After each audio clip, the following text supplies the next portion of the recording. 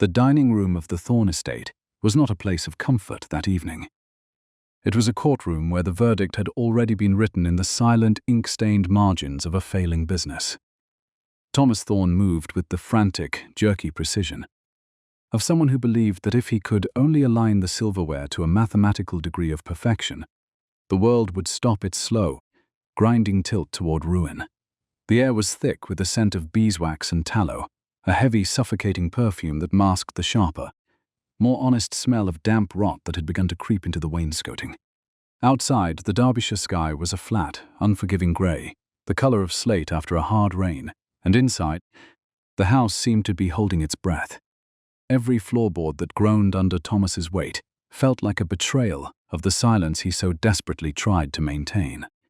He stood before the sideboard, his breathing shallow and rhythmic, staring at the massive account book as if it were a holy relic capable of performing a miracle. It was a massive volume, its leather binding worn at the corners to a soft, fibrous brown, and its pages contained the arithmetic of 30 years of labor and 3 years of steady, agonizing decline. Thomas reached out, his hand trembling with a visible palsy that he could no longer hide. He noticed a faint smudge of dust upon the cover, a tiny imperfection that seemed to him like a mountain of failure. With a sudden, desperate movement, he wiped at the leather with the silk of his own sleeve, his face contorted in a grimace of scrupulous focus. He rubbed until the silk hissed against the hide, his movement so erratic that he nearly toppled the heavy silver candlestick standing nearby. The ledger was the one honest room in the world, and at this moment, it was a room that Thomas Thorne was terrified to inhabit. He knew the numbers by heart, the rising cost of raw wool, the mounting debts to the London factors, the silence of the looms that had once sung a chorus of prosperity. Everything now rested upon the mysterious investor who was due to arrive at 7 o'clock. This stranger was the anchor in a storm, the only soul capable of keeping the Thorne name from the ignominy of the bankruptcy courts. Thomas adjusted the ledger once more, moving it perhaps a fraction of an inch to the left, his eyes glazed with the sort of intensity that borders on madness. He was a figure who had worn his dignity like a suit of armor for decades, and now the hinges were rusted, and the plates were beginning to fall away. Clara Thorne stood in the doorway watching the frantic geometry of her father's movements. She had inherited his straight spine and his respect for the integrity of a well-kept record, but she had not inherited his fear. To her, the house did not feel like a fortress under siege.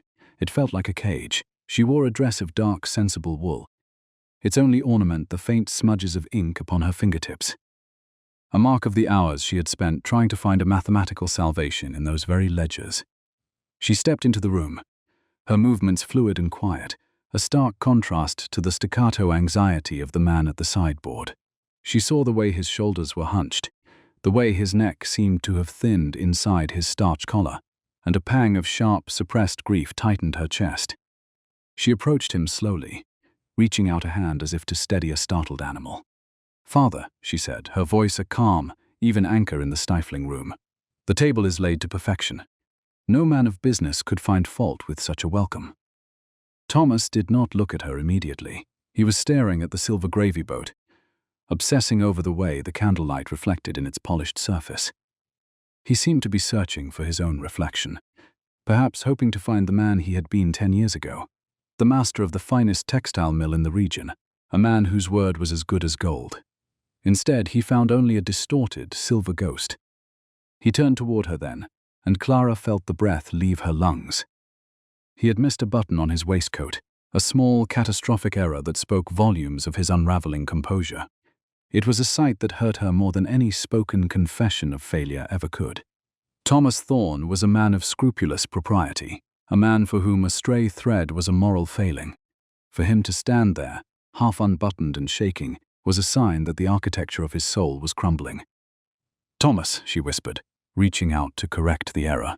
But he stepped back, his eyes wide and hard with a sudden, brittle defensiveness.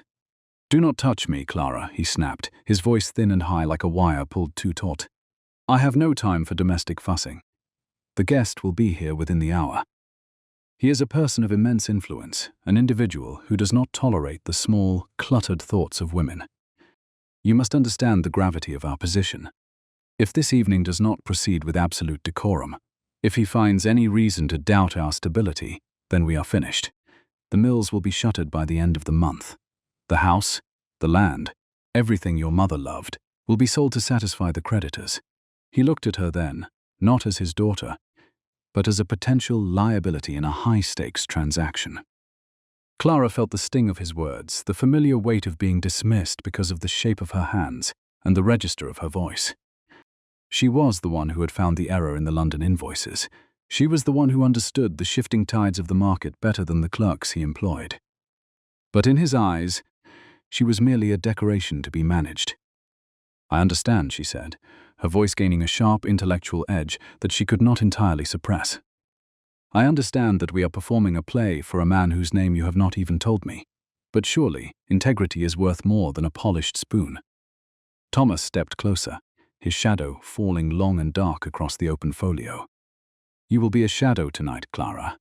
Do you hear me? A silent shadow. You will sit at that table, you will smile when prompted, and you will offer no opinions, no clever observations, and certainly no talk of arithmetic.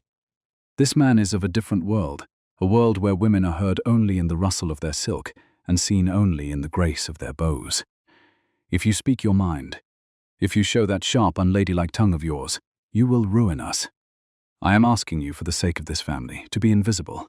He turned back to the table, his hands moving once more to adjust a glass that was already perfectly straight, leaving Clara to stand in the cold grey light of the dying afternoon. A woman of substance commanded to be nothing at all. The clock in the hallway, a mahogany grandfather piece that had belonged to Clara's namesake, struck the quarter hour with a resonance that felt less like a measurement of time and more like a public rebuke. It was now 15 minutes past the appointed hour of 7, and the atmosphere within the Thorne residence had curdled into something thick and suffocating. Thomas Thorne was no longer merely a man waiting for an investor. He had become a man vibrating with the frequency of impending ruin. He stood by the window, his silhouette sharp against the rain-streaked glass, adjusting the lace at his cuffs for the 20th time. His fingers fumbled with a precision that was more a symptom of terror than of vanity, a frantic attempt to appear solvent when the very foundations of his legacy were crumbling. Clara watched him from the shadowed corner of the drawing room, her own hands folded firmly across the dark, unadorned silk of her skirts. She did not pace, she did not tremble. Instead, she stood with the stillness of a cathedral, observing the way the lamplight caught the frantic, oily sweat on her father's brow. Near the hearth, the heavy record book sat upon a small table, its leather binding polished until it shone like a dark mirror, representing 3 decades of labor that now hung by the fragile thread of a single stranger's whim. The sound of a horse arrived not with the heraldry of a carriage, but as a solitary, rhythmic pounding against the sodden earth of the drive. It was a heavy, unhurried sound that suggested the rider cared nothing for the comfort of his mount or the anxiety of his host. When the heavy oak door was finally struck by a fist, the sound echoed through the house like a gavel in a courtroom. Thomas practically leapt toward the foyer, his face a mask of desperate hospitality. Clara followed at a distance, her posture perfectly rigid, her eyes narrowed as the door swung wide to admit the evening storm. The man who stepped across the threshold did not look like the savior her father had described. Julian Ashcroft entered with a chilling lack of ceremony, a tall, broad-shouldered figure wrapped in a heavy greatcoat that was saturated with rain and spattered with the red mud of the Derbyshire roads. He did not remove his hat, he did not offer a greeting. Instead, he stood in the center of the entryway, radiating a cold, granite-like presence that seemed to diminish the very proportions of the room. Thomas stepped forward, his hands extended in a gesture of welcome that remained unreciprocated. The guest did not shake the hand of his host who had prepared a feast for him. Instead, without looking Thomas in the eye, the stranger unbuttoned his muddy cloak and thrust the wet, heavy mass of wool into her father's chest. The weight of the garment forced Thomas to stumble back a step, his arms instinctively curling around the sodden fabric to keep it from hitting the floor. It was the movement of a servant, not a merchant of standing. Julian Ashcroft then pulled off his leather gloves, one finger at a time, and dropped them onto a delicate console table as if it were a common stable bench. He looked at Thomas then, not as an equal, but as an inconvenience. His eyes were a startling wintry grey, the colour of a sky that had forgotten the warmth of the sun. There was no apology for his tardiness, no acknowledgement of the effort visible in the polished silver and the carefully tended fire. He simply stood there, a sorrow wearing a man's coat, and allowed the silence to stretch until it felt as though it might snap the very joists of the house. As they moved toward the inner foyer, the stranger did not wait for Thomas to lead the way. He paced forward with a proprietary stride that suggested he already owned the floorboards beneath his boots. He stopped abruptly before a portrait hanging near the staircase. A modest oil painting of Thomas as a younger man, standing proudly before the first weaving frame of the Thorne mill. It was a study in earnest ambition, the visage of someone who believed that merit and hard work were the only currencies required in a just world. Julian tilted his head, the candlelight catching the sharp, anatomical lines of his profile, and a small, razor-thin smirk ghosted across his lips. It was not a smile of appreciation. It was the expression of a man looking at a child's drawing and finding its simplicity amusing. He did not speak a word of praise for the history of the house or the industry it represented. Instead, he turned his gaze toward Clara, who was watching him with a simmer of indignation that she made no effort to hide. The stranger's nostrils flared slightly, as if he were sampling the very air of their home and finding it deficient. He looked around the foyer, his eyes resting on the modest carvings of the banister and the slightly frayed edge of the runner rug. "What is that scent?" he asked, his voice a low, melodic baritone that carried the weight of a decree. "It is a cloying mixture of beeswax and—" "What is the other note? Wool grease? It is remarkably persistent." The insult was delivered with a casual, bored elegance that was far more cutting than a shout. It was the tone of an elitist who found the world, and everyone in it beneath his notice. Thomas, still clutching the muddy cloak like a scolded footman, forced a laugh that sounded like breaking glass. He began to stammer an explanation about the proximity of the mill and the pride they took in their proximity to the source of their wealth. But Julian merely turned his back on the explanation. He moved closer to the drawing-room door, his eyes never leaving the portrait, with that same devastating smirk. Clara felt the heat rise in her throat, a steady, rhythmic pulse of anger that threatened the silence her father had demanded of her. She watched Julian Ashcroft examine their life as if it were a specimen under a glass, his arrogance so absolute that it seemed to take up the physical space in the room. He walked past a small table where a vase of late-season lilacs sat, their purple blooms a gift from Clara's own garden. He did not admire them. Instead, he reached out a long, pale finger and flicked a dying petal onto the floor, his expression one of utter disdain for the small domestic efforts of a house trying its best to be beautiful. The quiet was suddenly predatory, sinking its fangs into her father's dignity. Clara shifted her weight, her ink-stained fingers curling into her palms. She looked at the guest who had just insulted the air they breathed and the work they did, and she realized that wealth was not a shield for character, but a magnifying glass for its absence. Her father had asked for a shadow, but as she watched the guest sneer at their history, she knew that the shadows in this house were about to speak. The dinner began not with the clatter of silverware, but with a silence so profound it felt like the house itself was holding its breath. Thomas Thorne sat at the foot of the table, his spine as rigid as the high-backed mahogany chair he occupied. Every few seconds, his eyes darted toward the crucial volume, which rested on a side table nearby. A silent, heavy reminder of the stakes governing this meal. He had spent the better part of a week preparing for this moment, yet, as the first course was served, the atmosphere remained chilled. Julian Ashcroft sat opposite him, his posture one of studied, almost aggressive relaxation. He had not yet touched his spoon, nor had he acknowledged the carefully curated menu. Instead, he watched the wine being poured with an expression of mild, habitual distaste. Thomas took the bottle with a hand that trembled almost imperceptibly, the glass clinking softly against the rim of their guest's goblet. This was a vintage Thomas had acquired at a cost he could ill afford, a Bordeaux that had necessitated the delay of the mill's coal shipment. He poured it with the reverence one might accord a holy relic, hoping the richness of the bouquet might soften the sharp edges of the stranger's temperament. Julian did not wait for a toast. He did not wait for Thomas to even set the bottle down. He lifted the glass, swirled the dark crimson liquid with a bored flick of his wrist, and took a single cursory sip. He did not swallow immediately. He let the wine sit, his eyes fixed on a distant point above Clara's head, as if he were measuring the very chemistry of their hospitality and finding it lacking. His expression did not soften. If anything, his mouth curled into a thin line of calculated disappointment that made the blood in Thomas's veins run cold.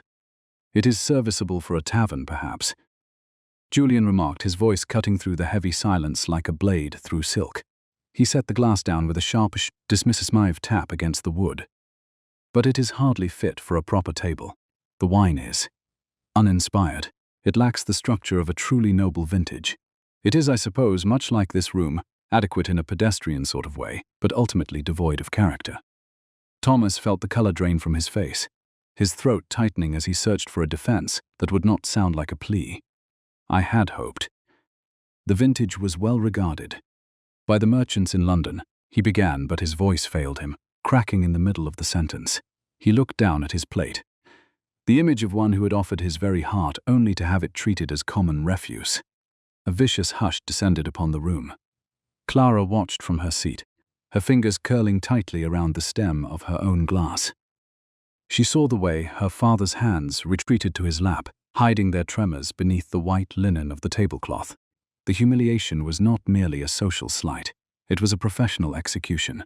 To Julian Ashcroft, the wine was a triviality, a minor inconvenience to be noted and discarded.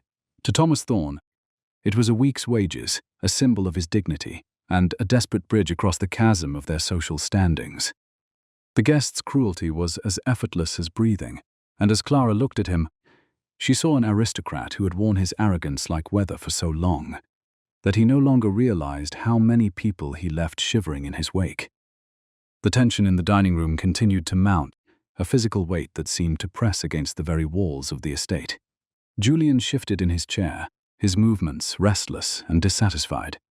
"It is positively stifling in here," he declared, fanning himself with a languid hand, as if the air of the Thorne household was an assault upon his constitution. One would think a man of business would understand the necessity of basic ventilation. It is quite impossible to enjoy a meal when one is being slowly smothered by the heat of a common parlor. Thomas, ever eager to erase the slightest cause for complaint, rose immediately, his chair scraping loudly across the floor. "My deepest apologies, sir. I shall open the window at once. I had only thought to keep the evening chill at bay, but your comfort is paramount." Clara watched in a state of simmering indignation as her father struggled with the heavy sash of the window. The wood had swollen with the season's humidity, resisting his efforts until, with a violent jolt, it finally gave way. A gust of wind swept into the room instantly, carrying with it the sharp metallic scent of freezing rain and damp slate. The storm outside was not a gentle one. It was a chaotic, drenching downpour that sought out every vulnerability in the house's structure. The dampness did not merely enter, it invaded. Droplets of cold water sprayed across the table, landing directly upon the cream-colored linen runner that Clara had spent 3 months embroidering with delicate, silver-threaded vines. She watched, her heart a heavy stone in her chest, as the intricate needlework began to darken and bleed under the onslaught of the storm. The fine silk threads, which she had stitched by candlelight until her eyes ached, were being ruined in a matter of seconds. Each drop of rain was a stain on her labor, a dismissal of the care she had taken to make their home appear worthy of a man who clearly believed nothing in it could ever meet his standard. Julian Ashcroft did not spare the ruined handiwork a single glance. He simply leaned back, seemingly satisfied that his discomfort had been transferred to the house itself. He watched the rain splatter onto the table, with a terrifyingly neutral expression, as if the destruction of Clara's work was merely a natural consequence of his superior needs. The house seemed to groan in the wind, a living body shivering as the cold bit into its bones. The curtains whipped violently, the fine lace tearing against the latch, yet Julian remained as untouched and as cold as a monument. He looked at the chaos he had commanded and smiled, though the expression did not reach his eyes. "Much better," he murmured, ignoring the way Thomas was now frantically trying to shield his life's records from the spray. "At least now the air is honest." It is a pity the same cannot be said for the hospitality. Clara looked from the ruined embroidery to her father's bowed head, and the silence in her mind finally began to break. She saw the way the rain-soaked linen clung to the mahogany, a shroud for the dignity they were losing with every passing minute. Enough was enough. The ledger might show a debt, but the man sitting at their table was the one who was truly bankrupt. The main course arrived with a heavy, funereal solemnity that suggested the roast mutton was being laid to rest rather than served for sustenance. It was at this moment that the polished silver vessel made its appearance, carried by their soul-trembling maid with a caution usually reserved for explosive powder. To Clara, the object was more than mere metal. It was a physical manifestation of the Thorne family's survival. It had belonged to her grandmother, a woman who had seen the inside of more workhouses than ballrooms, and it was the last remnant of a dowry that had been sold, piece by agonizing piece, to keep the mill wheels turning during the lean years after the war.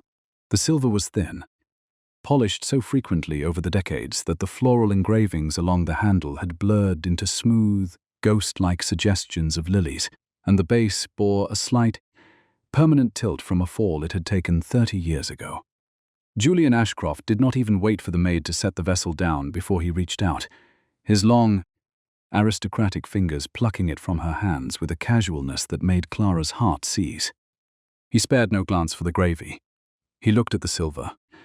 He held it up to the flickering candlelight, rotating it with the clinical detachment of an observer, inspecting a suspicious specimen of pond life. The guest's mouth thinned into a line of bored amusement as he traced the worn engravings. He noted the dent in the base, his thumb lingering on the imperfection with a deliberate, mocking slowness that felt like a thumb pressed against Clara's own throat. He remarked that it was a curious thing, the way some households clung to the shabbier relics of the past as if they were holy icons. Julian looked directly at Thomas Thorne, his grey eyes as cold and unforgiving as the slate roofs of the mill in a winter storm. He suggested that if the hospitality was to be an indicator of the business health, the tarnished edges of the service were perhaps an omen he should not ignore. He did not say the word poor, but the word shabby hung in the air, vibrating between the walls of the dining room like a bell that refused to stop ringing. Clara watched her father. Thomas did not defend the heirloom. Instead, he offered a frantic, stuttering apology, claiming the silver was merely in need of a deeper cleaning and that he had intended to replace the service years ago. He was lying, and they all knew it. Every polish, every careful rub of the cloth Clara had applied to that silver was an act of love, a refusal to let their dignity be eroded by their ledgers. To hear her father dismiss it as a forgotten chore was a betrayal that tasted more bitter than the overseasoned meat on her plate. She looked at Julian Ashcroft, and for the first time, she did not see a guest or a potential savior. She saw a man who collected the flaws of others like trophies, a man who mistook the scars of survival for the stains of failure.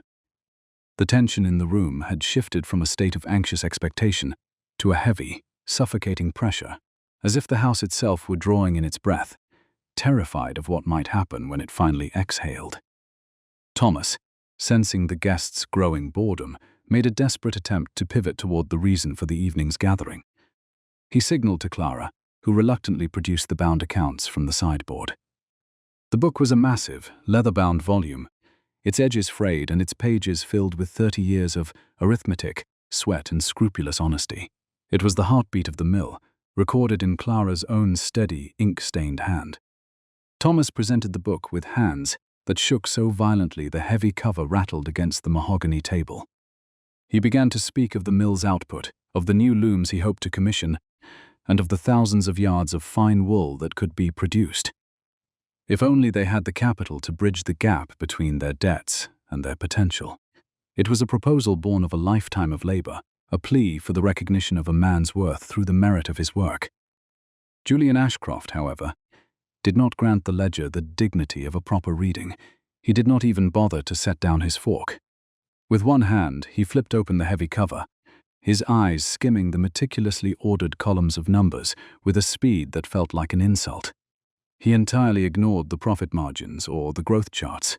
He looked at the ink-stained margins where Clara had noted the costs of repairs and the wages of the weavers. He began to laugh, a low, dry sound that had no joy in it, a sound that resembled the cracking of dry parchment. He described the proposal as quaint, a word that felt like a slap in a room where every penny had been fought for. He remarked that Thomas's ambition was limited by the very walls of his small, unremarkable mill, and that the numbers before him were ultimately worthless in a world that moved at the speed of empires, rather than village looms. Julian spoke as if the people whose lives were recorded in those pages, the weavers, the sorters, the children who cleared the bobbins, were nothing more than negligible variables in a failing equation. Then, the final desecration occurred.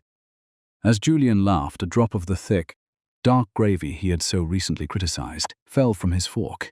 It landed with a dull, wet thud directly in the center of the current month's totals. The grease began to bloom across the paper, a dark, translucent stain that obscured the work of a dozen late nights Clara had spent by the guttering light of a single tallow candle. Julian did not apologize. He did not even reach for a napkin to blot the mess. He simply stared at the ruined page, his expression one of mild, distant curiosity, as if he were watching an insect drown in a cup of tea. The silence that followed was absolute. It was a silence with a sharp bite, tearing away the last of Thomas Thorne's composure. Clara's father stared at the stain on his life's work, his mouth working silently as he tried to find words that would not offend the man who held their future in his indifferent hands. He looked small. He looked defeated. He resembled someone who had spent 30 years building a fortress, only to realize it was made of sand. Clara felt the heat rising in her chest, a fire that burned away the cold dread she had been nursing since the stranger's arrival. She looked at the tarnished heirloom, still sitting near Julian's elbow, its tarnished silver, reflecting the man's arrogant, handsome face. She looked at the grease-stained ledger, the physical evidence of his contempt for her family's existence. The house was no longer holding its breath. It was screaming in her ears, demanding that someone speak for the pride that her father had surrendered. She saw the way Julian's lips curled into a smirk as he prepared to deliver the final rejection, and she knew that the silence was about to break. It would not be her father who broke it. Thomas was a man of business, a man of contracts and compromises. But Clara was a daughter of the mill, and she knew that some debts could never be settled with gold. The metallic clang of the silver fork against the fine Minton porcelain was not merely a sound.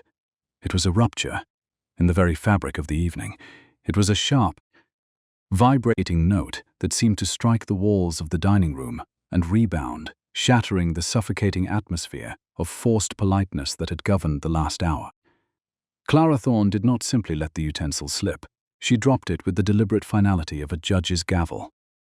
The sound cut through Julian Ashcroft's dismissive laughter like a blade through silk.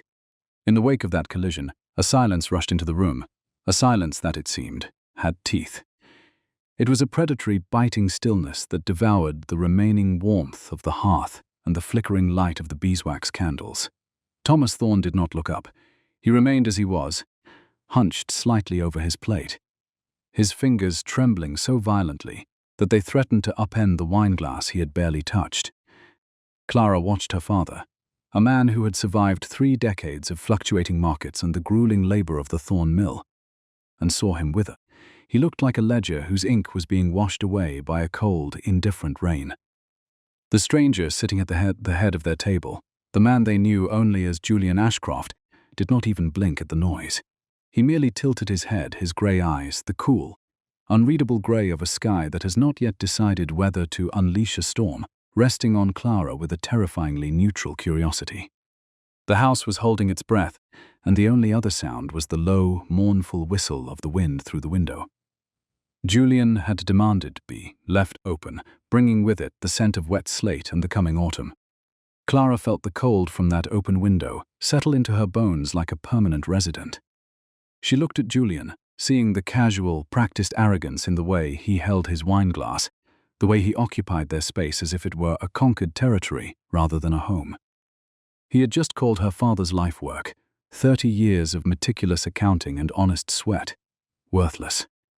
He had handled her grandmother's relic, a piece her mother had polished every Sunday for a decade, as if it were a common tavern mug. The arithmetic of the moment was clear to her now. There was no business contract worth the price of her father's soul. There was no investment large enough to purchase the right to treat a host with such calculated cruelty. She pushed back her chair. The mahogany legs screeched against the floorboards, a harsh, discordant accompaniment to her rising indignation. Thomas finally looked up then, his eyes wide and clouded with a desperate, frantic plea for her to remain a silent shadow, to be the invisible daughter he had commanded her to be. But Clara was no longer capable of the restraint that propriety demanded. She rose to her full height, her back as unbending as a merchant's pen, her hands resting flat against the white linen of the tablecloth. She refused to look toward her father. She kept her gaze fixed on the stranger who had worn his arrogance like a coat of mail throughout the entire meal. "Mr. Ashcroft," she began, her voice low and as hard as iron, "you have spent the last hour meticulously measuring the failings of this house. You have criticized the vintage of the wine, the temperature of the mutton, and the very air we breathe. You speak of worth as if it were a sum at the bottom of a ledger, a figure to be calculated and discarded at your whim." She paused, her breath hitching only for a second before she mastered it. She could see the faint flicker of something in Julian's eyes, not anger, but a sudden sharp sharpening of focus, as if he were seeing her for the first time as a living being rather than a piece of the furniture. Instead of shrinking from that gaze, Clara leaned forward. "You imagine that because you possess the capital my father requires, you have also purchased the right to his dignity. But you are mistaken.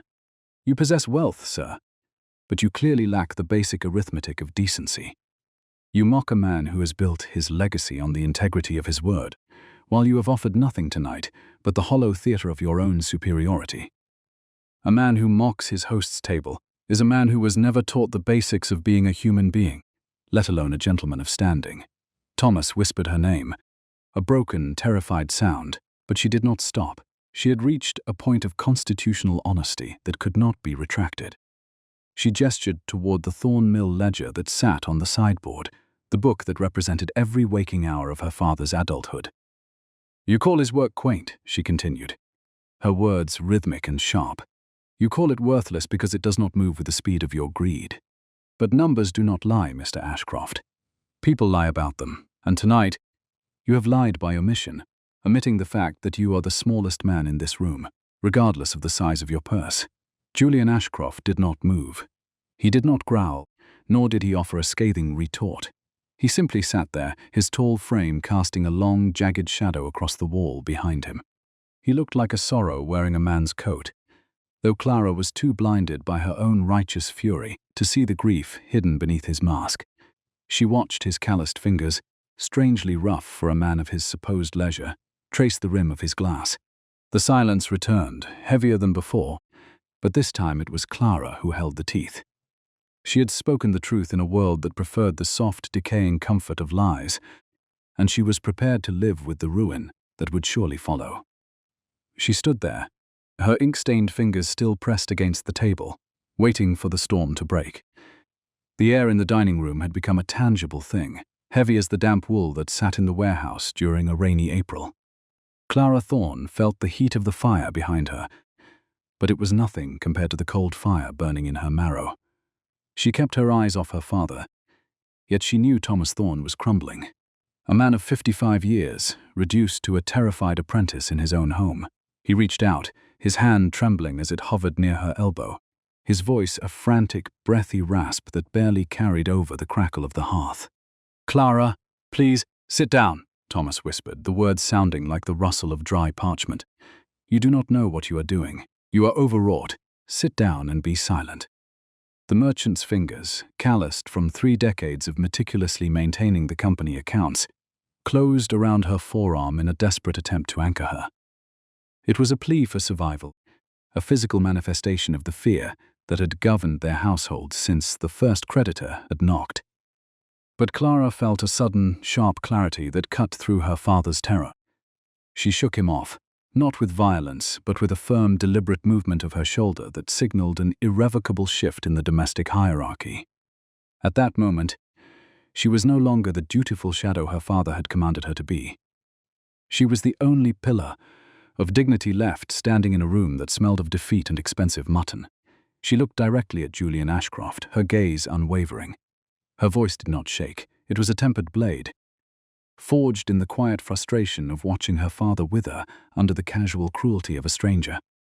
"You speak of ambition as if it were a commodity one could simply purchase at market, sir," she said, her tone level and resonant.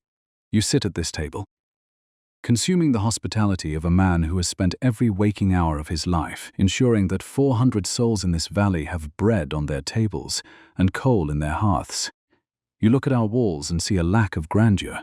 You look at my father's life work and call it quaint. But wealth, it seems, has granted you the luxury of forgetting the arithmetic of human decency.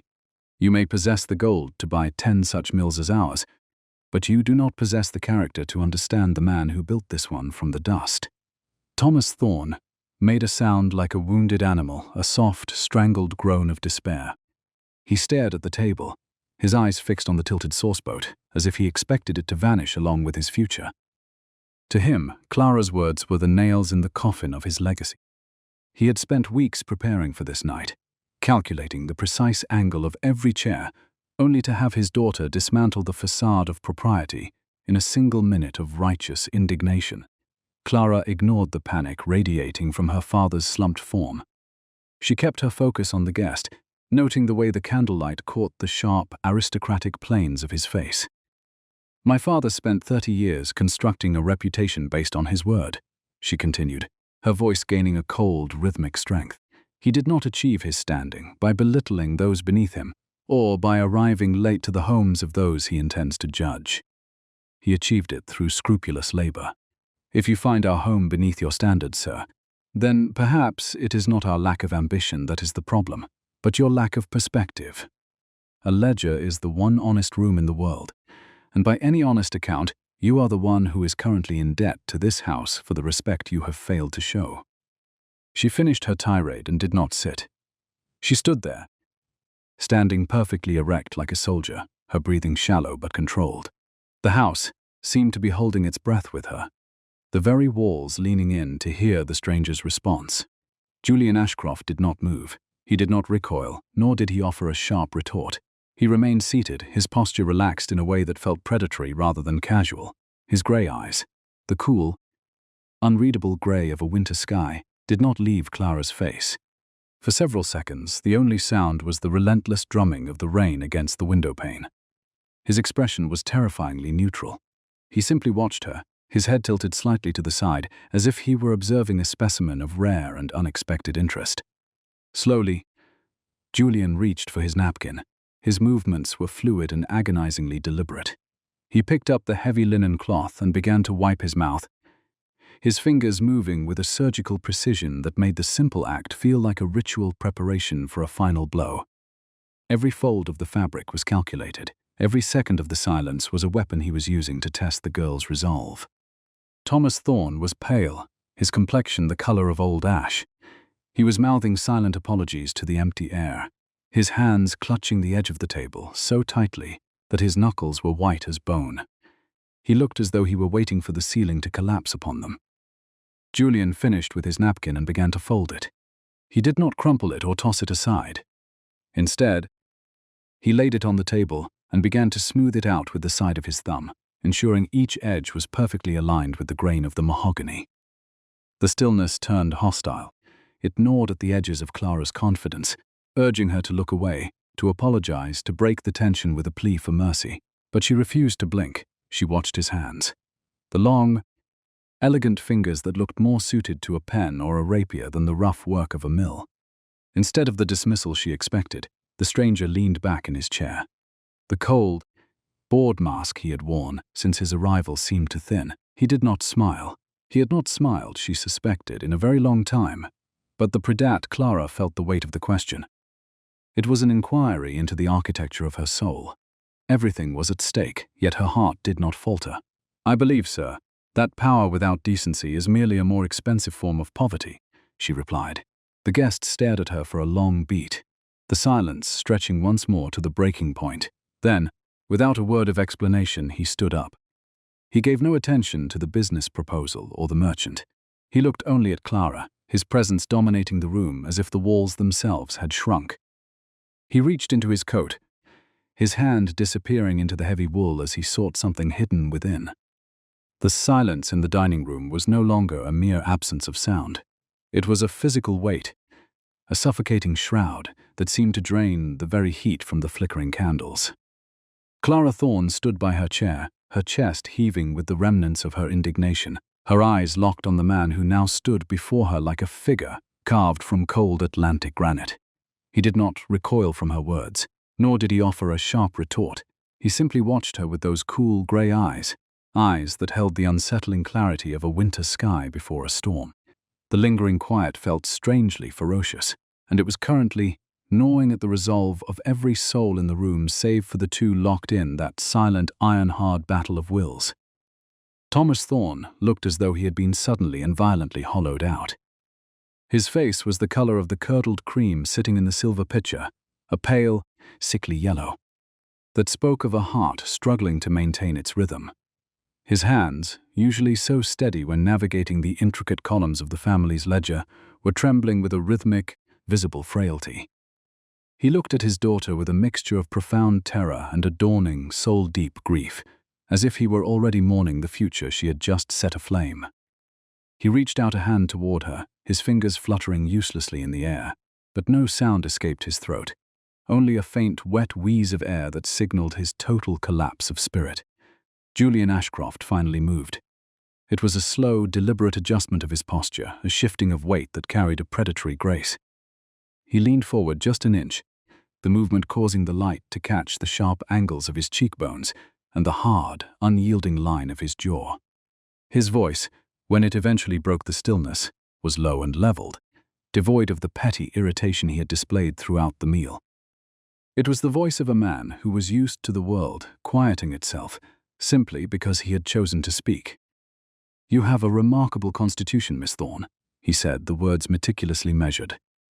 "There is a scrupulous honesty in your tongue that I have found, notably absent in most of the drawing rooms I am forced to frequent. However, I find myself curious. Tell me, do you have even the slightest inkling to whom you are currently speaking?" Clara did not flinch. She felt the frantic, wordless plea radiating from her father, felt the very architecture of the house leaning in to hear her answer, yet she did not allow her gaze to waver. She stood with her posture impeccably rigid, her ink-stained fingers curling into her palms. To her, this man was no longer a potential savior or a guest of honor. He was merely an individual who had chosen to be cruel because he believed his status granted him the right to be small. "I do not care if you are the King of England himself, sir," she replied, her voice ringing out with a terrifying crystalline clarity. "A boor is a boor, whether he wears a coat of fustian or the finest superfine. You have sat at my father's table and eaten his bread while treating his life's work as though it were a common joke. You have looked at a man who has built a legacy out of honest labor and seen only someone beneath your notice. If your rank is so high that it prevents you from recognizing basic decency, then it is a rank I find utterly worthless." Thomas let out a strangled, whimpering sound, his head dropping into his hands as if he could no longer bear the sight of the light. Julian did not look at him. His attention remained entirely, almost hungrily, on Clara. A small, strange shadow of a smile flickered across his lips, not a smile of warmth, but one of recognition, like a predator discovering a worthy challenge in the tall grass. "Decency," Julian repeated, the word tasting of iron in his mouth. "A quaint currency, Miss Thorne. One that rarely pays the interest on a failing mill's debts, but I admire your fire. Most women in your position would be on their knees by now, begging for my indulgence. Then you have spent your life in the company of the wrong women, Mr. Ashcroft." Clara countered, her words sharp and unyielding. "I would rather see my father's looms stand silent and the gates of our home barred than see him sell his dignity to a man who handles respect with such clumsy, arrogant hands." The confrontation was interrupted by a sound from the world outside their frozen tableau, the rhythmic, heavy thud of hooves and the unmistakable, violent grinding of iron-rimmed wheels against the wet gravel of the drive. It was a sound of immense weight and sovereign authority, far more substantial than the light curricle Julian had arrived in. The vibrations traveled through the floorboards, rattling the fine china on the sideboard and causing the fine metal server to hum with a low, metallic anxiety. Thomas Thorne lurched from his chair, his movements stiff and mechanical. like those of a man walking toward a waiting scaffold. He stumbled toward the window, his breath hitching in his chest as he pulled back the heavy velvet curtain just a fraction. He peered out into the rain-slicked twilight, his eyes wide and fixed. Clara watched him, her heart beginning a slow, heavy thud against her ribs. She saw the moment her father's spirit truly broke. Thomas went ghost-white, his jaw dropping as he witnessed the arrival in the courtyard. The hand holding the curtain began to shake so violently that the brass rings clattered against the rod, with a sound like a struck bell. He turned back to the room, his eyes darting between the guest at the table and the window, his lips moving but producing no sound. The crest, Thomas finally managed to whisper, the word barely more than a puff of air. On the door. The soaring falcon, the crown of Averly. He looked at Julian Ashcroft, and for the first time, he saw the man not as a merchant's investor, but as a sovereign power who had been playing with them as a cat plays with a mouse. The house itself seemed to hold its breath, the very walls pressing in as the reality of Julian's identity began to settle over the room like a layer of cold, suffocating ash. Thomas collapsed against the window frame, his legs no longer able to support the weight of an elder who had suddenly aged 10 years in the span of a single breath. He was not merely a merchant anymore. He was a man witnessing the closing of a tomb he had helped his daughter dig. Julian did not turn to look at the window. He did not need to. He simply sat there, the king of the silence he had created, watching Clara Thorne as she processed the sudden, terrifying shift in the atmosphere. The man who had been a rude guest was gone. In his place sat a sorrow wearing a man's coat, a figure of such immense social gravity that the very air seemed to bend around him.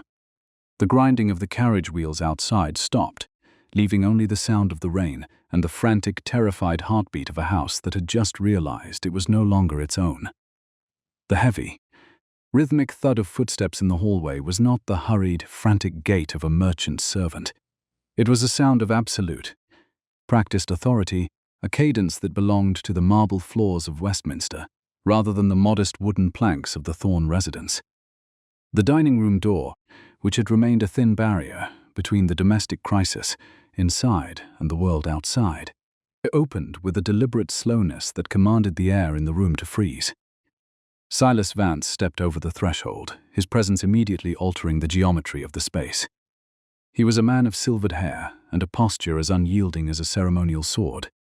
Clad in livery so fine the silver braids seemed to catch and hold every flickering spark of candlelight. He focused past Thomas Thorne, who sat paralyzed with a half-eaten crust of bread in his hand, nor did he acknowledge the humble surroundings of the merchant's house. His eyes, trained by decades of aristocratic service, found only the man sitting at the head of the table. The footman moved with a terrifyingly efficient grace, stopping exactly 3 paces behind the guest. In his hands, he carried a tray of polished mahogany, upon which sat a pair of pristine white kidskin gloves and a heavy greatcoat of charcoal wool. The silence in the room, which had already been brittle, now seemed to possess a physical weight, a pressure that pushed against Clara's chest until her breathing became a shallow, conscious effort. Silas Vance bowed, a movement of such profound, practiced deference that it felt like an indictment of every word Clara had just uttered. He did not speak immediately, allowing the silence to ripen, to become a stage for the performance of rank that was about to unfold. Julian did not turn his head to acknowledge his servant. He remained perfectly still, his grey eyes still locked upon Clara's face, searching for a flicker of retreat that he would not find. He reached out a hand, and without looking, he took the gloves from the tray. The transaction was silent, yet it carried the force of a tectonic shift. As Julian drew the fine leather over his calloused knuckles, the disguise of the weary, rude traveller began to dissolve, replaced by a cold, architectural dignity that made the room feel suddenly too small, too shabby, and entirely too dangerous. Silas Vance remained in his bow, a living statue of propriety, waiting for the signal to proceed. Clara watched the way the footman's eyes never once strayed to her father, as if Thomas Thorne were a mere piece of furniture, an invisible fixture in a room that now belonged entirely to the man in the charcoal coat. The house was holding its breath, not in anticipation, but in the way a forest goes quiet before a lightning strike. Every ticking second of the clock on the mantelpiece sounded like a hammer against an anvil, counting down the moments until the reality of their situation was laid bare. Julian stood. The movement was not hurried, but it possessed a predatory elegance that forced Thomas Thorne to recoil, his chair scraping against the floor with a sound like a wounded animal. Silas Vance stepped forward, assisting the man with the heavy greatcoat, the wool settling over Julian's broad shoulders like a mantle of judgment. The stranger who had insulted their wine and mocked their life's work was gone. In his place stood a figure of such immense social gravity that the very light in the room seemed to bend toward him. Vance cleared his throat, a sound of crisp, official clarity that cut through the stagnant air of the dining room. He spoke with a voice that had addressed kings and commanded legions of subordinates, and his words were a death knell for the world Clara Thorne had known only moments before. "The carriage is ready, Your Grace," Vance said, his tone a perfect blend of servitude and ceremony. "The Duke of Averly's escort has arrived, and the road to the estate has been cleared of the evening's debris." The title fell into the room, like a stone into a well, the ripples of its impact tearing through the fragile remains of the evening. Thomas Thorne let out a strangled, broken sound, a gasp that was half sob and half prayer, as he collapsed back into his seat, his face the color of damp parchment. The Duke of Averly. The name was a legend of power and iron-willed isolation. The highest-ranking peer in the 3 northern counties, and the man whose signatures controlled the flow of commerce from the mills to the sea. Clara felt the blood drain from her extremities, leaving her fingers cold and her heart thudding with a frantic, hollow rhythm. She did not move. She did not look at her father. She watched the man, who had sat at their table under a veil of arrogance, realizing that his rudeness had not been the clumsiness of a boor, but the calculated testing of a master. Julian, His Grace. The Duke slowly reached into the pocket of his waistcoat. He withdrew a heavy gold ring, the metal dull and ancient in the dim light. With a deliberate, steady motion, he slid the ducal signet ring onto the 3rd finger of his right hand. The Averly crest, a falcon with its wings spread in a posture of warning, caught the glow of the dying fire. It was a visual punctuation mark to the footman's words, a seal of absolute authority that rendered Clara's previous rebuke both magnificent and utterly suicidal. The signet was not merely jewelry, it was a weapon of state, a tool used to command armies and doom families to the poorhouse with a single impression in red wax. As the ring settled into place, the Duke finally broke his gaze from Clara's, looking down at the signet as if acknowledging the return of a burden he had briefly set aside. The silence that followed was a different beast than the one that had preceded it. This silence possessed a vicious edge. It was the silence of a courtroom before a sentence is passed or a battlefield after the first volley. Clara realized, with a clarity that felt like ice water in her veins, that she had not just defended her father's dignity. She had committed a social transgression of such magnitude that there were no words in the English language to bridge the chasm she had created. She had called a peer of the realm a man of hollow character. She had lectured the Duke of Averly on the nature of decency while he sat in her father's cheapest chair.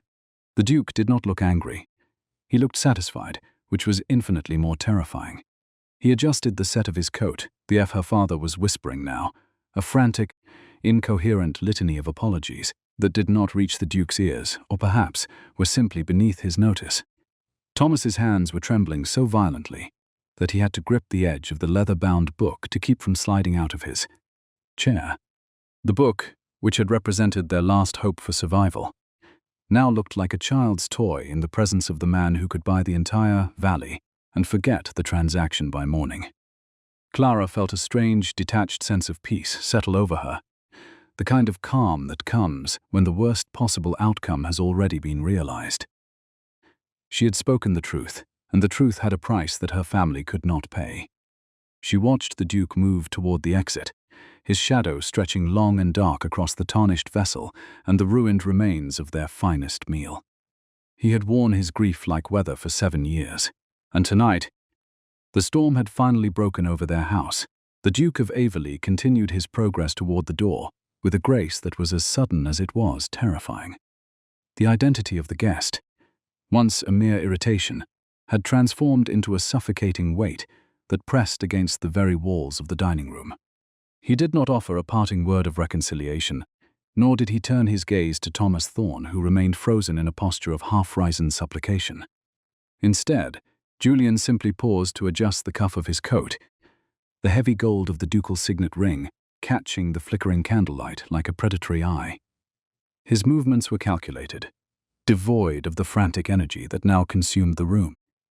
Silas Vance, the footman whose very presence had shattered the family's reality, stepped back and opened the heavy oak door with a precision that was almost mechanical. The cold night air rushed into the stifling room, carrying with it the scent of wet slate and distant wood smoke. It was a sharp, biting reminder of the world outside, a world where titles held the power of life and death over a merchant's legacy. Julian did not look back. He did not glance at Clara, who stood with her back stiff as a spear, though her pulse thrummed with the frantic rhythm of a trapped bird. He stepped into the threshold, his silhouette framed by the darkness and the waiting luxury of the ducal carriage. Then, with a sound that seemed to vibrate through the floorboards and into their very bones, the front door clicked shut. The sound echoed through the house like a gunshot, final and absolute. The oppressive calm turned feral. It bit into the space Julian had occupied, leaving a vacuum so profound that for several seconds, no one dared to draw a breath. The house was holding its breath. The grandfather clock in the hall, sounding like a hammer striking an anvil. The stillness was not peaceful. It was the heavy, pregnant silence that precedes a collapse. The grand investor, the man Thomas had pinned every hope upon, was gone, and he had taken the future of the Thorne mill with him. The candlelight seemed to dim, the shadows stretching long and thin across the table, reaching toward the empty chair where a duke had sat in judgment. Thomas Thorne did not speak. He did not move for a long minute, his eyes fixed on the empty doorway as if he expected the stranger to return and reveal it had all been a cruel jest. But the air remained cold, and the carriage wheels began to grind against the gravel outside, the sound fading into the distance until there was nothing left but the wind rattling the window panes. Thomas began to sag, his strength deserting him all at once. He collapsed back into his chair, the wood groaning under the weight of one who had suddenly aged 10 years in the span of a single breath. His hands, usually so steady when measuring silk or tallying grain, began to shake, a fine, uncontrollable tremor that caused the fine linen tablecloth to ripple. He stared at the ruined meal, the congealing fat on the plates and the half-empty wine glasses looking like the debris of a battlefield. His gaze shifted, almost magnetically, to the critical volume. The book sat open at the end of the table, its columns of ink representing 30 years of sweat, calculated risks and meticulous survival. It was the one honest room in his world, a place where numbers offered the only sanctuary he understood. Now, however, the ledger looked like a record of a ghost. Thomas reached out, his blunt fingers tracing the edge of the parchment, but he did not pull it toward him. He looked as though he feared the ink might smudge and vanish, just as his prospects had. Clara watched him, her heart aching with a guilt that felt like lead in her stomach. She had spoken the truth, but the truth was a luxury they could not afford. She saw the way his chest rattled with a shallow, panicked breath. Thomas began to speak, his voice a dry whisper that barely carried across the silver and china. He was not speaking to her, he was reciting a tally of ruin. He began to calculate, his mind instinctively retreating to the arithmetic of disaster. He whispered the names of the creditors, the cost of the raw cotton sitting in the warehouse, the wages of the 300 men and women who relied on the Thorne mill for their bread. He calculated the interest on the loans, the value of the machinery, and the sheer, staggering depth of the debt that would now swallow them whole. The silver gravy boat, the family's finest heirloom, sat in the center of the table, its polished surface reflecting his broken expression. It had been brought out to impress a man who owned entire silver mines, a gesture of desperate vanity that now seemed pathetic. Thomas's eyes filled with a terrifying, hollow light. He began to hysterically calculate how much they would lose in the first week after the Duke officially cancelled the contract. The numbers poured out of him, a litany of pence and pounds, of lost shipments and broken promises. He saw the ledger not as a record of success, but as a roadmap to the poorhouse. Every strike of the clock in the hall was a cent being subtracted from their lives, a second ticking toward the inevitable day when the bailiffs would arrive to take the very chair he sat upon. Clara moved toward him, her hand hovering over his shaking shoulder, but she did not touch him. She knew that in this moment she was the architect of this silence. She was the one who had dared to look at a duke and see only a man, and in doing so she had broken the glass through which her father viewed his world. Thomas looked up at her then, his eyes unfocused and brimming with a grief that went beyond mere money. He looked at her not with anger, but with a profound, terrifying bewilderment. He looked at her and saw the daughter he had raised, to be sharp and honest, and for the first time in her life, he seemed to wish she had been a coward. The ledger lay between them, a vast and unbridgeable chasm, its white pages glaring like bone in the fading light. The kitchen was a sanctuary of cooling grease and the acrid scent of dying embers. It was a room usually defined by the rhythmic industry of life, but tonight it felt like a cavern where the walls pressed inward, heavy with the weight of an invisible sentence. Clara Thorne stood at the stone basin, the water within it already gone tepid and grey. In her hands she held the silver gravy boat, the family's singular heirloom that had been handled with such cavalier disdain by the noble who had occupied the head of their table. Her hands were shaking, not with the palsy of terror that had claimed her father, but with a lingering, electric vibration of indignation that refused to subside. She scrubbed the rim of the silver vessel where the Duke's wine-stained fingers had rested, her knuckles turning a bloodless white. Thomas Thorne leaned against the heavy oak prep table, his frame appearing smaller, as if the revelation of Julian Ashcroft's true station had physically compressed his spine. He looked at his daughter with eyes that were clouded by a mixture of shock and a growing, desperate anger. The silence between them was not peaceful. It was a taut chord, humming with the friction of two entirely different worlds of thought. Thomas was a man who had built a life upon the precarious scaffolding of social grace and the goodwill of those who occupied the heights he could never reach. To him, the night was not merely a social failure. It was a total annihilation of the future he had spent 30 years weaving. "You have destroyed us," Thomas whispered, his voice a hoarse rasp that barely carried over the drip of the water from the basin. He did not shout. The magnitude of the catastrophe was too vast for such a common expression of grief. He looked at the floor, at the scuffed boards that Clara had polished only that morning in anticipation of a savior. A duke, Clara, not an investor, not a merchant from the north, the Duke of Averly. You did not merely speak your mind to a guest. You insulted a man who could erase our name from the ledger of this town with a single stroke of his pen. Clara did not turn. She watched her own reflection in the darkened window pane, a pale ghost against the blackness of the night outside. "I spoke the truth to a man who had forgotten the sound of it," she replied, her voice steady, possessed of a clarity that seemed to gall her father further. "I saw a man who walked into our home and treated you like a footman in your own house. I saw a man who mocked the labor of your hands and the integrity of your mill. I do not care what star he wears upon his breast, or how many counties fall under his shadow. A title does not grant him the right to be a boor, nor does it demand that I sit in silence while he attempts to hollow out your dignity." Her father let out a sound that was half law, half sob. "Dignity. What is dignity when the creditors arrive at the gate? What is integrity when the looms stand silent and the workers go hungry? I asked you for one thing, Clara, one evening of restraint. One night. To play the game that every man of my station must play to survive. Instead, you gave him a sermon. You stood there and deconstructed his character as if you were his moral superior. He will not forgive this. Men like that do not look at people like us and see a refreshing honesty. They see a rebellion that must be quelled." Clara turned then, the silver gravy boat dripping in her hand, a bright, accusing spark of metal in the gloom. "I will not apologize for having eyes, father. And I will not recant a single word. If his pride is so fragile that the honest assessment of a merchant's daughter can shatter it, then he is a much smaller man than his title suggests." I watched his face. He did not look like a man who was offended by a rebellion. He looked like a man who had finally been seen. Thomas merely shook his head, the gesture one of utter defeat. He looked at the massive ledger, sitting on the corner of the table, its leather binding appearing like a gravestone in the flickering candlelight. The transition from the kitchen to the dining room felt like moving from one chamber of a mausoleum to another. They did not go to bed.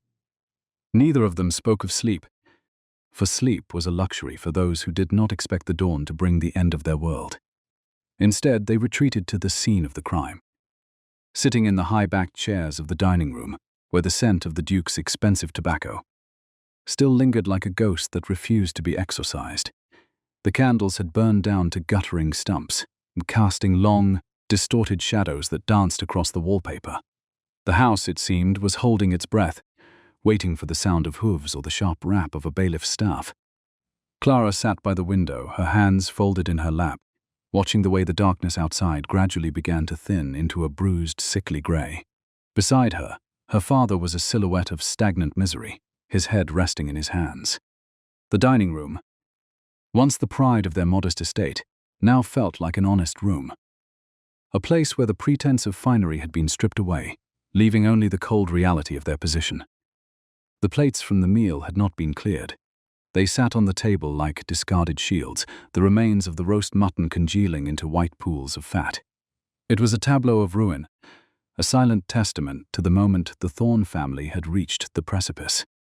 They watched as the first sliver of dawn began to creep over the horizon, the light revealing the damp slate of the mill in the distance. The sun did not arrive as a herald of hope, but as a creditor, impartial and unforgiving. It touched the cold, stained plates and the half-empty wine glasses with a cruel, clinical precision. Clara felt a strange, hollow sort of peace.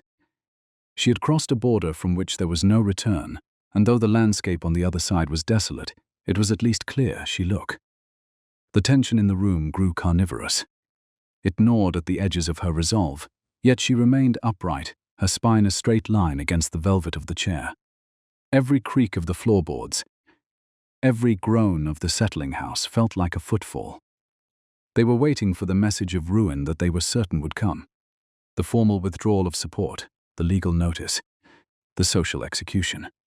Thomas reached out a trembling hand to touch the edge of the ledger, his fingers tracing the gold-stamped letters of his own name. He looked like someone who was saying goodbye to a child.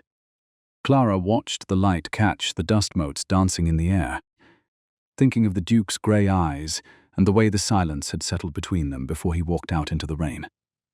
She did not know what the day would bring, but as the sun finally cleared the trees, she knew that she would meet it with her head held high, even if it was the last time she stood within these walls. The morning arrived with the cold, unblinking clarity of an executioner's blade. A grey morning, the colour of wet slate settling over the Thorne estate like a heavy shroud. Inside the kitchen, the air tasted of stale tallow and the metallic ghost of the previous night's shame. Thomas Thorne remained hunched at the scarred oak table, his fingers tracing the spine of the family record with a repetitive, mindless motion. His eyes were bloodshot from the sleepless vigil, and his cravat remained undone, hanging like a noose around his neck. Clara moved through the shadows with a silence that felt heavy, the weight of the previous night's defiance still electric in her veins. The house seemed to hold its breath as the light grew stronger. The sound, when it finally came, was a sharp, rhythmic pounding upon the front door. It was the sound of a gavel bringing a courtroom to order. Thomas leapt to his feet with such frantic haste that the ledger slid to the floor, its pages fanning out like the wings of a fallen bird. He made a strangled sound in his throat, a plea that never quite reached the air. "Stay here," Clara said, her voice like iron. "I will go." She opened the heavy oak door to find a man who looked like a herald of an empire. He wore the blue and silver livery of the Ashcroft line, his posture as stiff and unforgiving as the stone pillars of a cathedral. In his hand he held a single cream-colored envelope, sealed with black wax that bore the unmistakable imprint of the Averly crest. He did not bow. He looked at Clara as if she were a curious specimen under glass. "Mistress Clara Thorne?" the man asked, his voice a flat, practiced baritone. "I am," she replied, her spine straightening, a reflex of pride that ignored the fraying hem of her morning gown. "A summons from His Grace, the Duke of Averly," the messenger stated, extending the letter. "The carriage is waiting at the end of the lane. You are to accompany me immediately." Thomas appeared in the hallway behind her, his face a mask of grey terror, stammering apologies and offering to explain his daughter's insolence. The messenger's gaze shifted to Thomas, a brief flick of disdain that dismissed the merchant entirely. "His Grace was quite specific, sir. Only Mistress Clara is required." He wishes only to finish the conversation that was interrupted at dinner. The ensuing pause was utterly merciless. It gnawed at Thomas, who collapsed back against the wall as if the messenger had struck him. To be ignored meant he no longer existed in the Duke's ledger of human concern. Clara felt a cold shiver of dread, yet beneath it, a spark of the same fire that had ignited the previous night remained. She took the letter, her ink-stained fingers contrasting sharply with the pristine paper.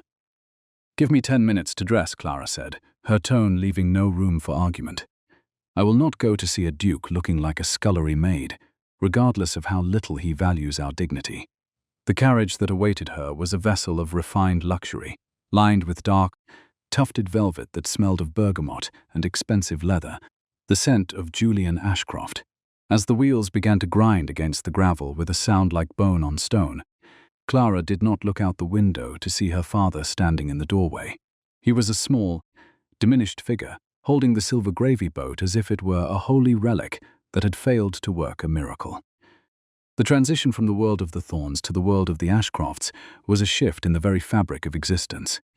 The air grew colder as the carriage passed through the iron gates of the Averly estate. Here the trees were disciplined sentinels, pruned to a mathematical precision that suggested even nature was subject to the Duke's will. Clara looked down at her hands, clasped tightly in her lap. She wore her best gown, a simple dress of forest green wool with a modest lace collar.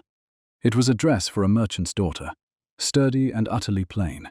Against the carriage's opulence, it looked like a confession of poverty, but she did not hide the ink stains that lingered around her cuticles. She had spoken her mind to a man she believed was a common cad. The fact that he wore a crown of status changed the consequence, but it did not change the truth. As the carriage ascended the drive, the sheer scale of the Averly mansion revealed itself. It was a mountain of pale limestone, a monument to a lineage that had owned the earth for centuries. The windows reflected the grey morning light with a cold, judgmental glare. It was a house built to remind every visitor that they were standing in the presence of something ancient and immovable.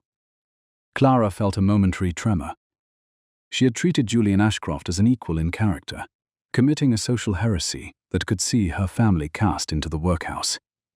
The carriage halted before the massive portico.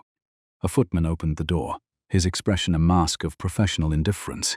Clara stepped out onto the damp drive. "Mistress Thorne," a voice said, pulling her from her thoughts. It was Silas Vance, the servant who had delivered the devastating reveal the night before. He stood at the top of the stairs, his eyes meeting hers with a flicker of curiosity. "His Grace is waiting in the library. He does not like to be kept waiting a second time." Clara nodded, her jaws set in a line of grim determination. She climbed the stairs, her modest skirts whispering against the stone. She was a merchant's daughter entering a lion's den, but as she reached the threshold, she did not lower her gaze. Being seen by the right person was the only safety worth the name, even if that person happened to be the man she had just publicly shamed. The transit from the entrance hall of the Averly estate to the library felt less like a walk through a house and more like a procession through a cathedral of ancient, unyielding power. Clara Thorne kept her gaze fixed on the broad, velvet-clad shoulders of the footman who led her, refusing to let her eyes wander to the priceless tapestries or the marble busts of those who had likely dictated the laws of the land, while her ancestors were still weaving coarse wool by candlelight. The silence of the estate was not the expectant, nervous silence of her father's dining room. It was a heavy, tectonic stillness, the sort of quiet that belongs to a mountain. Each step she took on the polished parquet floor sounded like a small, defiant drumbeat, a reminder that she was an intruder in a world built specifically to exclude her. When the footman finally stopped before two towering doors of dark, intricately carved mahogany, he did not knock. He simply leaned his weight against them, and the threshold opened with a groan of heavy hinges that seemed to echo for miles. Clara entered, her breath catching as the sheer scale of the room pressed against her. The walls were hidden behind thousands of leather-bound volumes that rose toward a ceiling painted with scenes of celestial judgment. Sunlight, filtered through high, arched windows of leaded glass, fell in sharp, dusty shafts across a desk as wide as her father's entire dining table. Julian Ashcroft sat behind that desk, no longer the travel-worn, insolent stranger who had mocked their wine. He was dressed in a coat of deep charcoal wool, so fine it looked like shadow made tangible, his cravat tied with a geometric precision that bordered on the hostile. The ducal robes he wore, heavy, fur-lined, and dark, rested over his shoulders like a mantle of stone, grounding him in the room as its absolute center. He did not look up when she entered. His head was bowed, his attention entirely consumed by the object resting on the blotter before him, the Thorne Mill ledger. The sight of that battered, ink-stained book in such a setting was jarring, a piece of common reality dragged into a dream. Clara watched as his hand moved to turn a page, and it was then she saw the ducal signet ring clearly. The gold was heavy and dull with age, the crest of Averly, a soaring falcon above a broken crown, etched into the metal with a clarity that made the air feel thin. He was not merely a man, he was an institution, a lineage, a power that could erase her family's name with a stroke of a pen. Yet he was reading her columns of figures with a scrupulous intensity she had never seen on the face of any man, not even her father. He allowed the silence to stretch, a calculated weight designed to make her feel the true distance between her plain cotton dress and his velvet empire. He turned another page, his long, elegant fingers lingering on the edge of the paper. He struck her as someone who had worn his rank like armor for a lifetime, yet there was a stillness in him that was almost mournful. A sorrow wearing a man's coat that she had glimpsed briefly during the dinner, and which now seemed to fill the vast shadows of the room. Finally, he closed the ledger with a soft, final thud and lifted his head. His eyes were the color of a winter sky, cold, gray, and utterly unreadable. "I believe you have finished your inspection."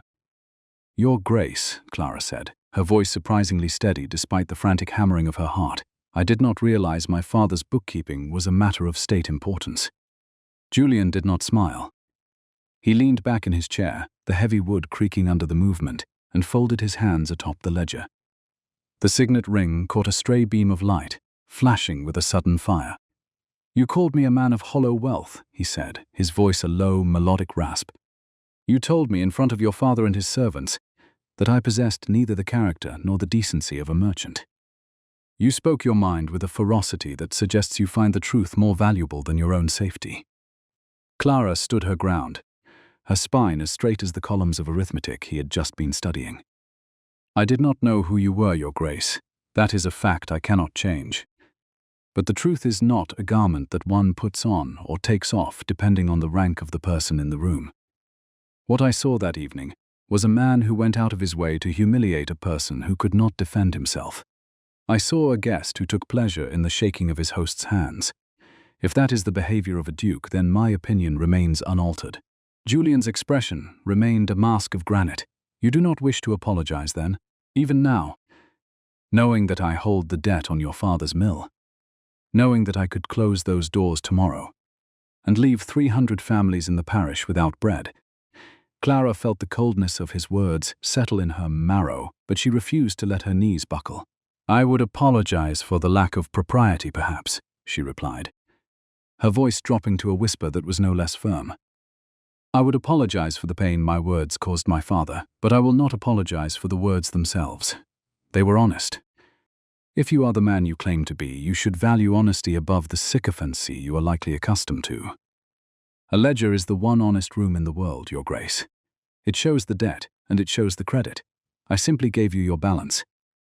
She waited for the cold dismissal, but Julian Ashcroft did something she had not anticipated. He reached out and touched the cover of the ledger again, almost gently. "The arithmetic in this book is perfect, Clara Thorne," he said softly, using her name for the first time. "It is the work of a person who understands that every penny is a life, every deficit a tragedy. Your father is a man of fear. You, however, you appear to be constitutionally incapable of it."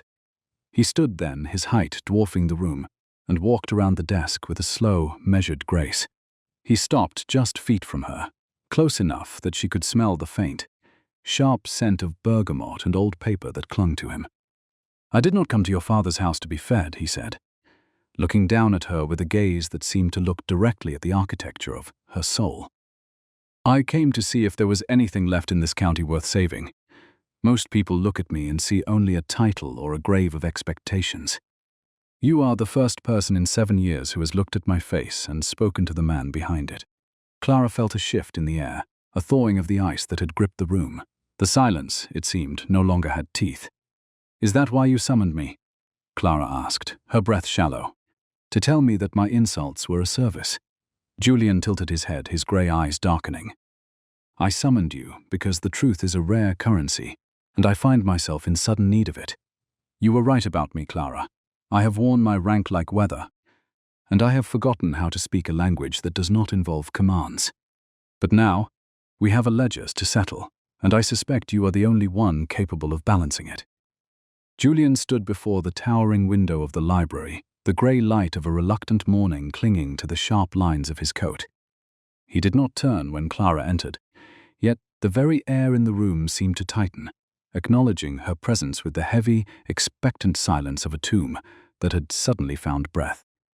It was the same silence that had occupied her father's dining room, but here in the Duke's sanctum it possessed a different architecture, less of a threat and more of a question. "You are wondering why a man of my standing would stoop to the theatre of a common merchant's table," he said, his voice a low vibration that seemed to travel through the floorboards rather than the air. He turned slowly, his grey eyes searching hers, with a precision that felt like an audit of her very soul. "The world I inhabit is a garden of glass, Miss Thorne. Every face is polished, every word is a calculated reflection of what they believe a duke wishes to hear. They agree with my insults and applaud my boredoms, because my title demands their subservience." He stepped closer, the scent of bergamot and old parchment moving with him. For a moment, the cold arrogance he had worn at dinner was stripped away, revealing the jagged edges of a man who had lived too long in a house of mirrors. "Your father is a man of business, and in business, the spine is often the first thing traded for a favorable contract. I came to your house to see if his textiles were as sturdy as his integrity. I found the former to be excellent, but the man himself. He was prepared to let me trample his dignity for the sake of a signature." Clara did not look away, though her pulse hammered against her ribs like a trapped bird. "He was prepared to sacrifice his pride for his workers, Your Grace. That is not a lack of spine. It is a weight of responsibility." Julian smiled then, a faint, ghost-like expression that did not reach the deep exhaustion in his eyes. It was the first time his face had moved with genuine amusement in a very long time. "Perhaps. But you, Miss Thorne, you were the only honest thing in that room. You spoke your mind with a blistering disregard for my rank, and for the first time in 7 years, I felt as though I were being looked at by someone who saw a man rather than a ledger of lands and titles. It was, I must admit, utterly invigorating. The confession hung between them, heavy and fragrant like the dust motes dancing in the light. He was a man who had worn his grief like weather, but in this moment the storm seemed to have reached a strange, quiet eye. He looked at her not as a guest looks at a host or a lord at a subject, but as one mind recognizes its equal across a great dark chasm.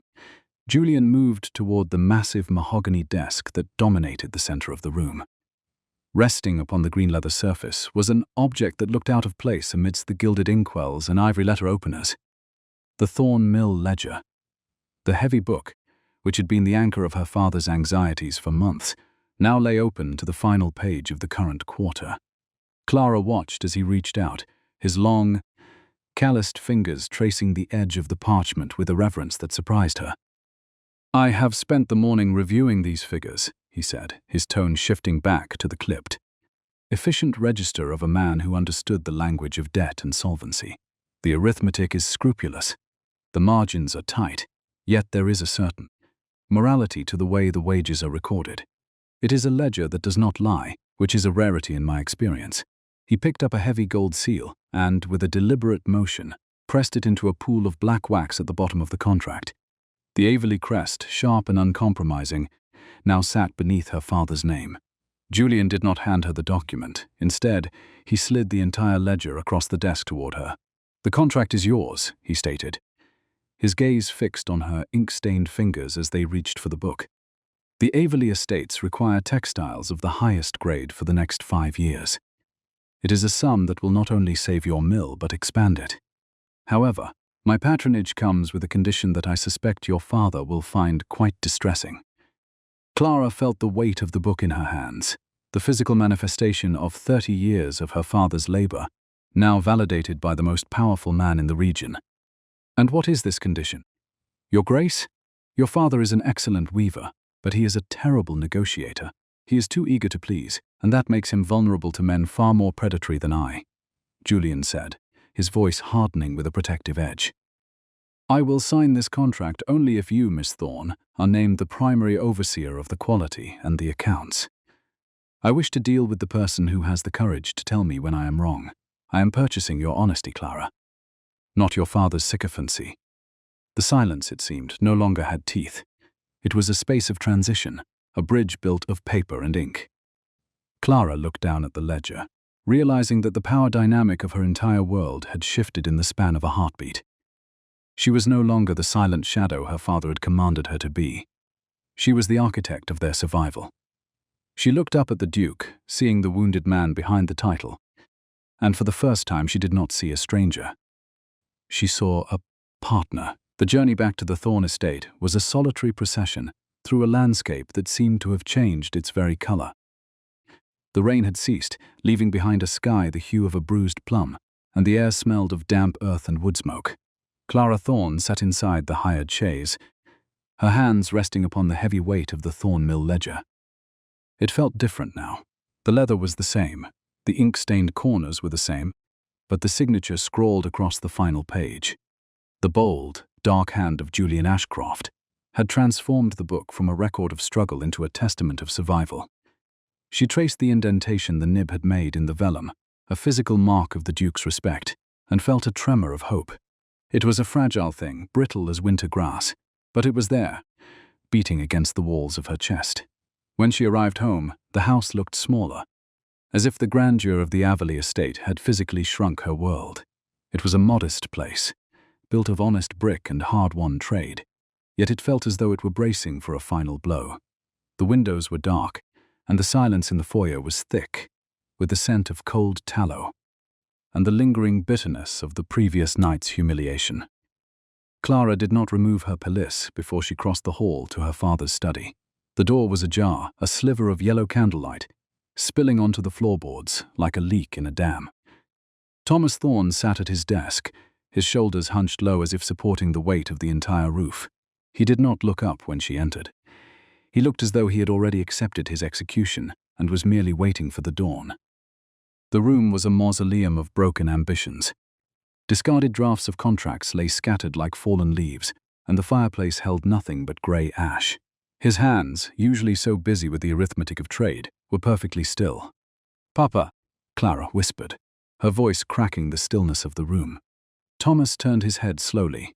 His eyes were bloodshot, the skin beneath them shadowed by a sleepless night of terror. For a moment, he did not truly see her. He saw only the daughter who had insulted a duke, the girl who had destroyed 30 years of labor with a single honest sentence. He let out a breath that sounded like a rattle. He said he would ruin us. Thomas rasped, his voice barely audible. "I have spent the day looking at the accounts, Clara. There is nothing left. The debt will swallow the mill by Christmas." Clara did not argue. She walked to the desk and placed the Thorne Mill ledger directly over the papers he had been mourning. She opened it to the final page where the ink was barely dry. Thomas stared at the book as if it were a coiled serpent. He reached out a trembling hand, his fingers hovering over the signature. He read the name once, then twice. Then he looked at the ducal seal pressed into the margin. His face went pale, a ghostly white that made his age seem even more pronounced. "Where did you get this?" Thomas breathed, his voice rising in a panicked pitch. "Clara, what have you done? Did you steal this? Did you forge his mark?" He stood up so abruptly his chair clattered to the floor. "We are lost. If you have stolen the Duke's name, he will hang us for this." He began to pace the small room, his hands tugging at his hair. Unable to grasp a reality where a man like Julian Ashcroft would grant mercy after being publicly rebuked, Clara moved to intercept him, her hands catching his sleeves. She forced him to stop and look at her. "It is not a forgery, Papa. He signed it himself. He did not want a sycophant, and he did not want a man who would bow to his every insult. He wanted the truth. He told me that a ledger is the one honest room in the world, and he saw that our books were honest." She felt her father's arms go slack. "He gave us the contract, Papa, but he gave it to me. I am to oversee the quality. I am to ensure every yard of silk meets the Averly standard. Thomas sank back into his chair, his eyes fixed on the ledger. He touched the ink with the tip of his thumb, as if to prove it was real. Finally, he looked up at his daughter, not as a silent ornament, but as the savior of his life's work. "You spoke to him," he whispered, wonder replacing the fear. "You spoke your mind to a duke," and he listened. The months that followed were filled with a different kind of labor. The Thorne mill was no longer a place of quiet desperation. It was a hive of industry.